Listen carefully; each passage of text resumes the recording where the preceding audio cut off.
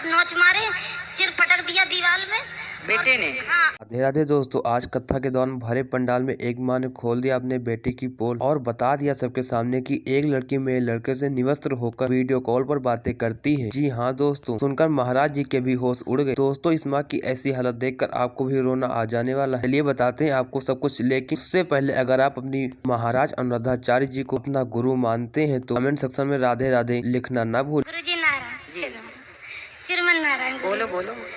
गुरुजी, मैं 5 साल से आपसे जुड़ी हूँ।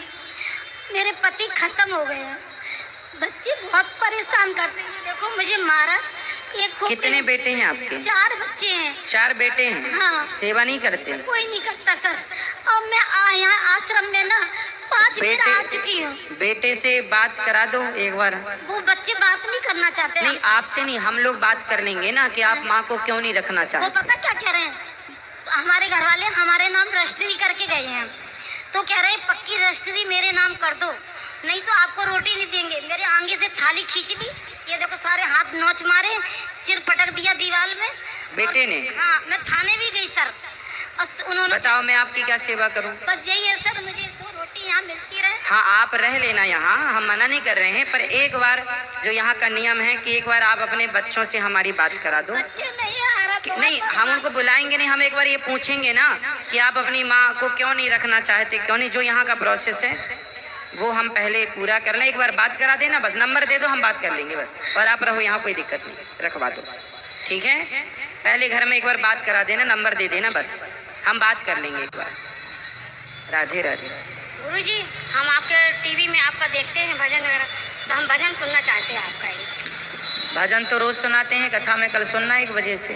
कौन सा भजन सुनना है? कोई सा भी सुना दीजिए आप। तो कल सुनाए कि अभी सुनाए? अभी सुनाइए। अभी कौन सा सुनाए? कोई से भी सुना दीजिए, अच्छा लगेगा आपका।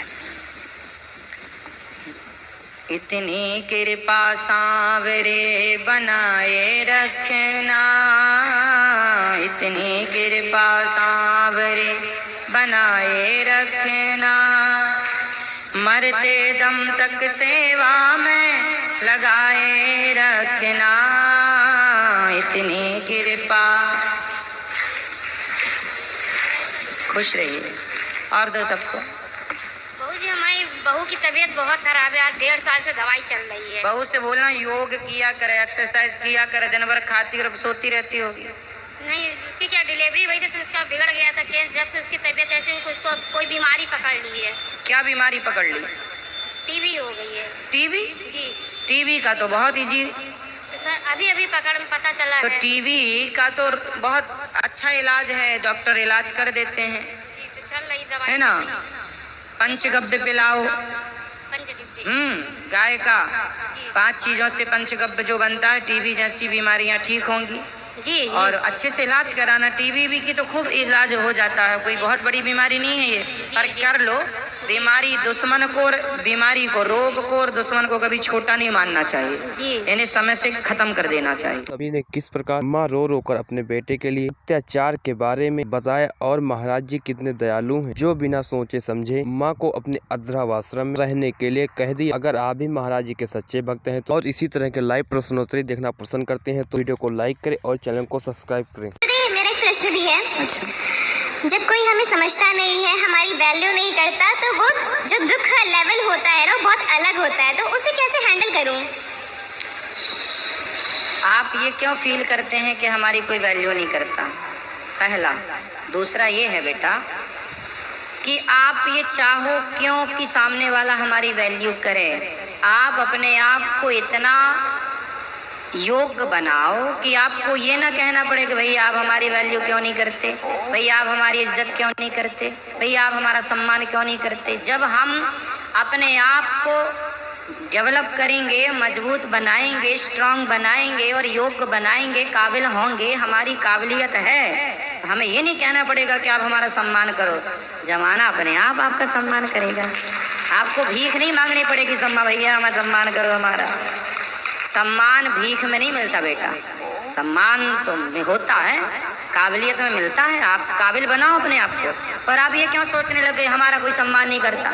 ये सोचने लग जाएंगे तो कभी आपका सम्मान नहीं होगा। आप इस पर ध्यान देना बंद करिए कि कौन हमारा सम्मान कर रहा है, कौन हमारा अपमान कर रहा है। यहाँ से पूरा ध्यान हटाइए और सिर्फ अपने को काबिल बनाने में अपना ध्यान लगाइए, सिर्फ अपने आप को काबिल बनाइए। दोस्तों अगर आप लोगों को यह वीडियो पसंद आ रही हो तो कमेंट सेक्शन में राधे राधे लिखना ना भूलिए। चलिए बढ़ते हैं आगे और बताते हैं सब कुछ। महाराज जी की प्रश्नोत्तरी में महाराज जी से भक्तों ने क्या क्या प्रश्न पूछे। धन्यवाद गुरुदेव। सिंपल। मेरी मम्मी के पास कुछ प्रश्न है, अगर आपको कराओ। जरूरत हो तो आइए। ये मेरी मामी है और ये मेरी मम्मी है। मम्मी नहीं, मैया। मैया, मैंने माँ बुलाती हूँ। मम्मी नहीं। गुरुजी श्रीमन नारायण। श्रीमन नारायण, जय श्रीमन नारायण। जय श्रीमन नारायण गुरुजी। गुरुजी मेरे 2 प्रश्न हैं। बोलो। पहला ये है कि लोग कहते हैं पूजा पाठ इतना देरी तक क्यों करते हैं, घर वाले कहें बाहर वाले करें, हमारी भक्ति को देख के लोग बहुत कुछ बोलते हैं।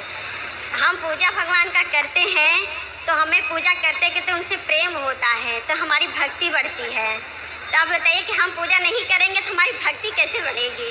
पति हैं आपके? जी हाँ, यही पति। वो तो आपको नहीं बोलते जी, ये भी बोलते हैं।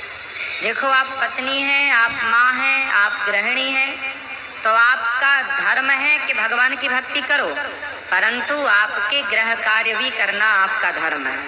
अब गृह कार्य के समय पति को यदि नाश्ते की ज़रूरत है, वो जा रहे हैं काम पर, तो आप नाश्ता नहीं देंगे, या भोजन की ज़रूरत है और आप भोजन नहीं देंगे।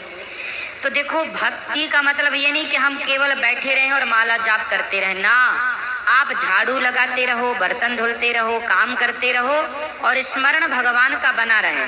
पहला कि काम करते हुए भगवान का आहरने से स्मरण बना रहे, तो ये भक्ति है श्रेष्ठ। दूसरा, ये भाव से कार्य करो कि ये मेरा नहीं है। पति को पति के रूप में देखो ही मत, भगवान के रूप में देखो कि भगवान की आज्ञा है। बच्चों को बच्चों के रूप में देखो ही मत, ये देखो कि ये भगवान की आज्ञा है। भगवान है समय, सिय राम मैं सब जग जानी, सर्वम खलविदम ब्रह्म। तो सबको ईश्वर मानकर आजकल लोग भक्ति का मतलब क्या समझते हैं, हम भक्ति कर रहे हैं, हमें डिस्टर्ब न करो। जाओ, सास कह रही है बहू मेरा चश्मा कहाँ, अरे बुढ़िया तुम चश्मा ही मांगती रहती हो, हम भक्ति करने बैठे हैं। ससुर कह रहा जरा 1 गिलास बहू चाय लाओ, जरा गर्म पानी दे दो, अरे बुढ़ऊ तुम तो कम मरोगे, हमें भक्ति भी नहीं करने देते। ये कोई भक्ति नहीं है। भक्ति का मतलब ये नहीं है कि आप काम से भाग जाएं। काम से भागने का नाम भक्ति नहीं है। हमारी भक्ति आपको अकर्मण्य नहीं बनाती, कर्म करते हुए। ये दास अनिरुद्ध आपके सामने बैठा तो है, मैं सारे कार्य करता हुआ भगवान को याद करता हूँ, मैं अलग से बैठ करके भगवान को याद नहीं करता। मैं आप लोगों के सामने प्रश्नोत्तरी करने बैठता हूँ तो केवल इस भाव से बैठता हूँ कि भगवान ने मुझे ये सेवा दी है, तो आप सबके रूप में आए मेरे भगवान हैं, आप सबके रूप में जो आए मेरे श्याम सुंदर हैं, मेरे श्रीमन नारायण हैं। मैं आप लोगों को संतुष्ट करता हूँ तो मुझे लगता है कि मैंने अपने भगवान को संतुष्ट कर दिया। मैं आपके रूप में ही ईश्वर को मानता हूँ, आपकी संतुष्टि ही मैं ईश्वर की संतुष्टि मानता हूँ। जी गुरुजी हम ये कह रहे थे कि हमने मूर्ति रखा है, लड्डू गोपाल रखा है, हम समय निकाल के अपने समय में से ही उनका हम सेवा कर रहे हैं, तो हम उनका भोग नहीं लगाएंगे, स्नान नहीं कराएंगे, तो हम सब कुछ करो, भोग लगाओ, स्नान कराओ, इतना समय तो निकालो, लेकिन घर की जिम्मेदारियां भी आपकी हैं, उसे भी आपको समय से हम उसे भी कर रहे हैं। इसके बाद भी यदि कोई बोले फिर आपको, तो फिर वो बोलता रहे, तो गुरुजी यही कष्ट होता है ना। जब कोई बात नहीं। भक्त को सम्मान अपमान, जब तक आपको सम्मान अपमान लग रहा है तब तक भक्ति आपकी कच्ची है। भक्त का लक्षण ही है कि कोई आपको गाली दे दे या आपकी आरती उतार दे, आपको फर्क ही ना पड़े कि कोई आरती उतार रहा हो या कोई गाली, ये भक्त का लक्षण ही है। यदि आपको प्रभाव पड़ रहा है मतलब आप भक्त नहीं है। यदि आप प्रभाव से परे हैं कि आपको गाली का भी असर नहीं है और आरती भी उतारी गई, आपको आरती, हाथी चला बाजार कुत्ते लगे हजार, हाथी चलता है, कुछ लोग आरती उतारते हैं हाथी की, हाथी ध्यान नहीं देता, वो कुत्ते पीछे से भाव भाव भाव भागते रहते हैं, कुत्ते उन पर भी, हाथी उन पर भी ध्यान नहीं देता। तो भक्त का रास्ता हाथी की तरह है कि हाथी की तरह भक्त मस्ती से भगवत ध्यान में चल रहा है। सुखदेव भगवान जब चले तो कुछ लोग तो उनको चिढ़ा रहे हैं, बाबा बाबा बाबा, कुछ लोग पत्थर फेंक रहे हैं, कुछ स्त्रियां उनके पीछे पीछे, बच्चे उनके पीछे दौड़ रहे हैं। तो सुखदेव भगवान जब चले तो वो किसी पर ध्यान नहीं दिए कि हमारे पीछे कोई धूल फेंक रहा, उनकी तरफ कोई धूल फेंक रहा था, कोई पत्थर फेंक रहा था। नागा बाबा आ गए, नागा बाबा आ गए, ऐसे कह रहे थे सुखदेव भगवान। उन्हें कोई फर्क नहीं पड़ता कि आप हमें गाली दे रहे हो, पत्थर फेंक रहे हो, कि हमारी तरफ पुष्प फेंक रहे हो, कि पत्थर फेंक रहे हो। ऐसे सुखदेव भगवान, जो भगवान में डूब गया उसे पता ही नहीं चलेगा कि आप हमारी तरफ पुष्प फेंक रहे हैं या पत्थर फेंक रहे हैं। ये स्थिति है, इस स्थिति तक जाना है। और आप यहीं उलझी रहोगी, हमें फलाने ने ऐसा कह दिया, फलाने वैसा कह दिया, तो कह दिया, उनका धर्म ही है बेचारों का कहना। गुरु जी, जैसे आप कहते हैं ना कि कथा में क्या अच्छा लगा, तो मैं आज उसका कुछ उत्तर देना चाहता हूँ। बताइए। आपकी जो कथा है ना, वो पीने योग्य है। जैसे दो चीज होती है, एक खाने वाली, एक पीने वाली। तो जैसे खाने की परिभाषा होती है कि जिसमें कुछ त्यागने योग्य हो। जैसे यदि अपन आम खा रहे हैं तो गुठली त्याग दो, कि छिलका त्याग दो, उसको पूरा नहीं खाया जाता। और पीने की परिभाषा जैसे अपन मानते हैं कि जिसमें कुछ त्यागने योग्य हो ही ना, पूरा का पूरा पी लो, जैसे पानी। वैसे ही आपकी कथा है कि पूरे की पूरी पी लो, इसमें कोई ऐसा है ही नहीं कि जो छोड़ने योग्य हो। सुंदर। और महाराज जी, एक प्रश्न पूछना था। जैसे अखंड रामायण होती है, सुंदरकांड का पाठ होता है, तो उसमें ना लौंग, इलायची, सौंफ, सुपारी ये रख दी जाती है, तो उसके बीच में खाना सही रहता है? जो कराता है वो अपना व्यवहार निभाता है ना। नहीं रखेगा तो लोग कहेंगे लो सुपारी भी नहीं खिलाया। तो अपना धर्म ये है ना, वो रखे पर अपने को नहीं खाना चाहिए। और सुपारी उपारी कोई खाने की चीज नहीं। लौंग आयुर्वेद में अच्छी है, लौंग का आप सेवन कर सकते हैं, कफ निरोधक है। बाकी चीजें हमें, कई लोग तो तंबाकू भी रखते हैं, गांव में तो बीड़ी भी रखी जाती है कि बीड़ी वाले बीड़ी पीते रहे अपना। तो वो व्यवहार निभाना ही पड़ता, क्योंकि अब बीड़ी पीने वाली आते हैं कुछ लोग। जी जी, कुछ लोग तो बीड़ी पीने ही आते हैं, चलो वहाँ रामायण हो रही है, कुछ मिले ना, बीड़ी तो मिल ही जाएगी तो नहीं खाना चाहिए ना। तो सामने वाला तो अपना देखो व्यवहार पूरा करता है। जी, जय श्रीमान नारायण गुरु जी। जय श्री, धन्यवाद। राधे राधे। बैठो भैया, मिलेगा। राधे राधे महाराज जी। महाराज जी, हमारा प्रश्न आपसे यह है कि जो हमारा वैदिक सनातन धर्म है वो आखिर क्या है? उसकी कोई परिभाषा या वो है क्या? जिसका ना आदि हो, जिसका ना अंत हो, वह ही सनातन है। ना आदि है। अब कोई पूछे, हर धर्म की तिथि है, तारीख है। जी। ये धर्म कब बना, तारीख है। ये धर्म कब बना, तारीख है। पर सनातन धर्म कितना पुराना है? जितने पुराने स्वयं भगवान है, पृथ्वी और सूर्य है, उतने पुराना सनातन धर्म है। आदि अंत का कोई अंत ही नहीं है जिसका, लेकिन अनादि। महाराज जी, जो हमारे धर्म पर प्रश्न उठते हैं वो ऐसा क्यों? लेकिन कौन उठाता है? जो हमें मतलब और भी देखने पड़ते हैं। हमारे धर्म पर प्रश्न वो उठाते हैं जो हमारे धर्म को जानते नहीं। जी जी।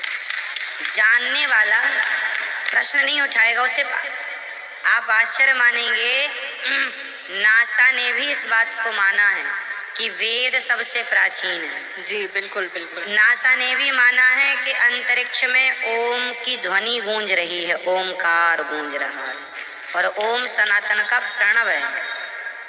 तो मानने वाले जो मूर्ख हैं वो तो मूर्ख ही रहेंगे।